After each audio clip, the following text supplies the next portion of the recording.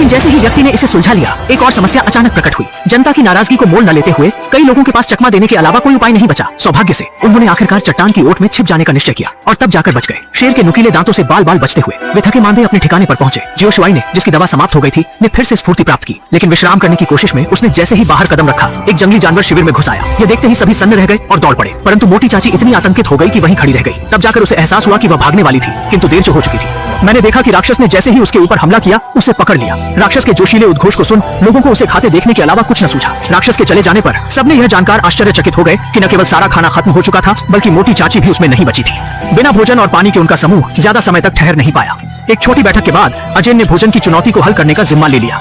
इसके बाद भाई हेई और महिला ने शिकार पर जाने का निश्चय किया। जब वे खरगोश पकड़ने के करीब आए, भाई हेई को यह जानकर विस्मय हुआ कि एक विशाल भालू उनके पीछे था। इसे देख अजयन को खरगोश छोड़ना पड़ा और वह तेजी से पलटकर भाग निकला, जबकि नोबिता का ध्यान कम था। लेकिन तेजी से आने वाले भालू का सामना करना महत्वपूर्ण क्षण